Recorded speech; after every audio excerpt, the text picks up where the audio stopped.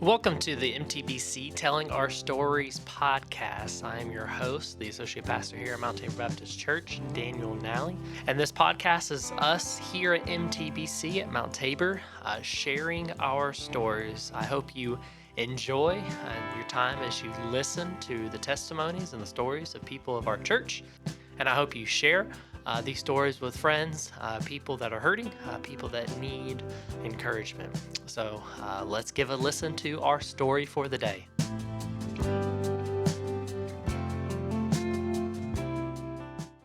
Welcome back to another MTBC Telling Our Stories. Today we have Mr. Bob LeRoy sitting down with us, or sitting in the seat.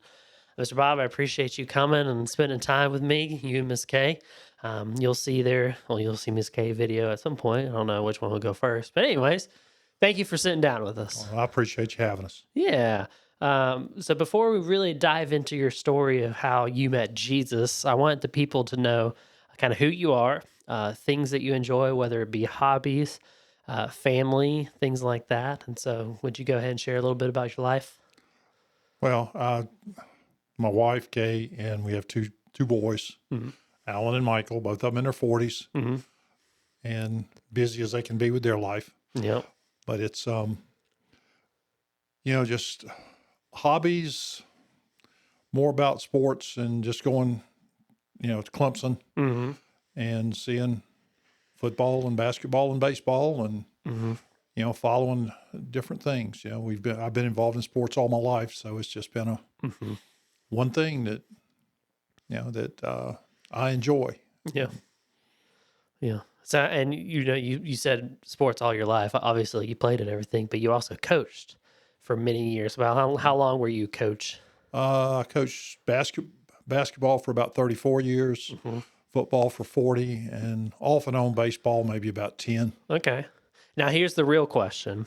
What was your favorite sport to coach? Basketball. Basketball? Okay. Why? I've always enjoyed the being able to make the adjustments, being able to dictate on defense what the other team can do, Mm-hmm. that type of stuff. Okay. So the X's and O's of it and things Oh, like yeah. that. That's awesome. Kay always used to get mad at me with, I'd sit there with a piece of paper and I'd be drawing plays and drawing stuff. Mm-hmm. All the time. While you at the dinner table and supposed to be eating his green beans. Oh, yeah. That's sometimes the life of a coach, I hear. Thank you. I appreciate it. I've never asked you that question. I don't think it's basketball favorite sport to coach. I mean, it's when I got into coaching, everybody coached football. Mm-hmm. I mean, that was just part of it. When you got hired, if you're a male, you coach football. Yeah, well, you have to have a lot of coaches on a football team. Yeah, I mean, that's just part of it. And I enjoyed football. I did. But basketball is one of the sports that I grew up loving. Mm-hmm. And, of course, I enjoyed baseball, but I didn't coach it that often Yeah, on the high school level. yeah. So, You did mostly middle school and JV and stuff like that. no, it's just I coached my kids in Little League and all that, and eventually coached at the high school level, JV and varsity. Mm-hmm. One of the most enjoyable times that I had was when my son Alan was the head baseball coach at Indian Land, and I was his assistant coach. Okay. So I got to work with him, and that was a special time. Yeah. Oh, yeah. Especially, you put in all those hours training him up and teaching him how to swing a bat and throw a ball and everything. And to see him He's a lot better than I ever was at it. Well, it's just cool. We probably got to see him do the same for the next generation. So Oh, yes. that's neat. Well, thank you for sharing about your life. Would you mind sharing about how you came to know Jesus? I was 11 or 12 years old, and I'd been going to church all my life. Mm-hmm. I mean, my parents, it was not a choice to go to church as a child. Mm-hmm. Every Sunday you went. Mm-hmm. End of discussion. And I was around 11 or 12 years old, and they had a revival going on at our church. Okay. And the convictions just hit me. Mm-hmm. And I went down and made my profession of faith, and that was the time that it was. I mean, but I'd been in church, I'd been in Sunday school, I'd been Bible school. Mm-hmm. Now it was Southern Baptist Church, Yeah. Oh, yeah. so Yeah. Something was different that day, though. oh yeah, it was that night. Oh, God you're took right. hold of my heart, and that was all there was to it. Yeah. That's awesome. So from 12 years old to this day where you gave your life to Jesus to now, looking back, have there been any moments or situations where you look and see God's hand was in this, or Jesus, he was in the boat with me during this? Oh yeah, multiple times. I Mm. mean, we were, you know, we were at Lawrence. We're happy. We were, real happy there. Mm-hmm. And then the position of head boys, I'd been a head girls basketball coach, and the position of head boys basketball coach came up, and I'd been the assistant with the boys as well. Mm-hmm. And I applied for the job. I felt like I was the most qualified, Mm-hmm. and it went to somebody else because of nice political, Mm-hmm. wonderful stuff that happens. Yeah. And because of that, I decided, well, and also Kay was having some problems with the principal at that time as well. Mm-hmm. I mean, his comment was she was failing too many kids. Mm-hmm. So we started looking, and I went around all over multiple places interviewing in jobs, and went to Fort Mill and applied at Fort Mill and talked to them, and they gave job to somebody else that was really, really good. I mean, one of my good friends. But then I went to Indian Land, and I applied at Indian Land. Mm-hmm. And the statement was, okay, well, we can't make a decision. We're also looking for a head football coach and AD because he'd gotten dismissed too. Mm-hmm. And so I said, okay, fine. Well, one of the guys that I coached with in Lawrence, and unbeknownst to me, he had applied for the job of head football coach and AD, Mm-hmm. and he got the job. And so when Steve got that job, then he got some input into the basketball coach. And so I got that job. Mm-hmm. And because as much as anything, Steve knew I knew basketball, but he also knew that I knew the system he was going to be putting in football. And there were only 3 varsity coaches. Oh, wow. Four varsity coaches Mm-hmm. to do varsity and JV. Yeah. Oh, gosh. For football? For football. Oh, This is a goodness. 1A school. Yeah, but still, I mean, that's Small still, 1A school. yeah. So he knew that I had coached both offense and defense at Lawrence, and I knew the system we were going to be putting in. Mm-hmm. And so, but God's in it all with all of that. Yeah. I mean, the Indian Land, Fort Mill area was at the late 80s. Mm-hmm. It's a great place to live. Mm-hmm. I mean, for the first couple of years, Kay and I lived in Rock Hill in an apartment complex because, and this is another part of it that was really hard. Kay left to go up there, and she didn't have a job. Mm-hmm. So we went from 2 incomes to 1 income, Yeah. and we couldn't sell our house, so we still had a house payment. We had a rent went So you went from 2 incomes to 1 income and 2 payments instead of 1. Mm-hmm. And so it was tough, but she took substitute jobs. And as she's said many times, that just when the kids needed a pair of shoes or whatever, a substitute position came open for her Yeah. to make enough money to pay for what we needed to pay. Mm-hmm. So and we eventually sold our house, and everything worked out. She got her job at Northwestern, and Mm-hmm. so it all worked out good there. God's working all the time. Yeah. Yeah. He's got a plan, and we just got to figure out where we are in it. Yeah. Yeah. That's something that's very similar to her story that she said is about trusting God's plan.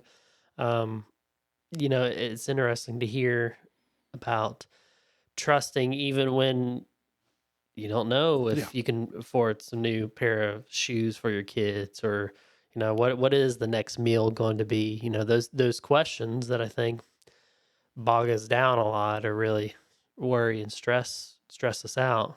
Oh, yeah. The reality of trusting in the Lord through it. Yeah. It's hard to let go and trust him. Yeah, that's true. Yeah, we're not very good at it. But as you just said, he supplied all y'all needed. Oh, yeah. Every time we needed something, Kay got substitute jobs. Yeah. Of course, as she would tell you, that by substituting in the various levels of the schools, she found out for sure that she did not want to do middle school. Middle school is a tough age. They're interesting people, that's for sure. Middle schoolers are.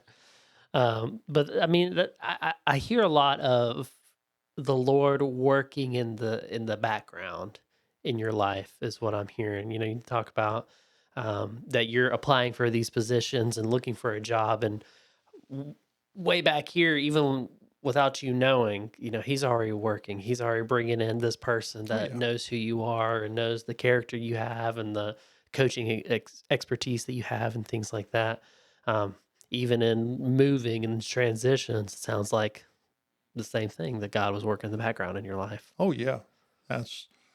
There's no doubt. I mean, in my mind, there's absolutely no doubt that God's plan is there all along, and we just have to trust him, and his timing is not our timing.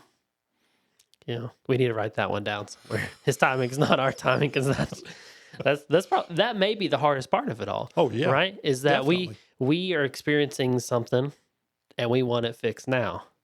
Which, I mean, y'all moved, and then how long was it until Miss K got a job? It was a full year before. Yeah, a full year. Yeah. Now, if you had to pick out what you do, you probably wouldn't wait a full year for a position. No, but eventually, I mean, the position came open at Northwestern, and the principal at Indiana, she had gotten, well, maybe it was 2 years it was 2 years because she got a job as a aide at Indian Land the second year. And so the principal at Indian Land knew the principal at Northwestern and told him, hey, I've got this good person for this position that you got coming open. There you go. And it worked out because, as she said in her story, she retired from that school. Yes, So, she loved it there. Yeah.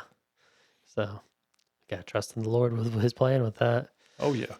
So with all these situations and trusting and, really relying on the Lord, have there been passages of Scripture or verses of the Bible that have been very, I guess, poignant or very crucial for you? I guess for me, one I keep going back to is Romans 8:28. That, things, in paraphrase, things are going to work out for those who trust the Lord. Yeah. He's going to take care of you. He's got a plan. He's going to take care of you. Yeah. And all we got to do is trust in him. Yeah. Hard as that is sometimes. Hard as that is. That's the truth. I mean, and that's a very crucial verse, I would say, in y'all's life.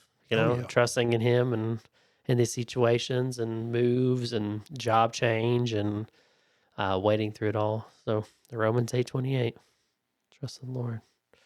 That's awesome. Now, for someone listening to your story, Mr. Bob, of, I was saved at a revival at a young age, and, I went through life and tried to follow the Lord best as I could and trust him, through all these ups and downs and twists and turns.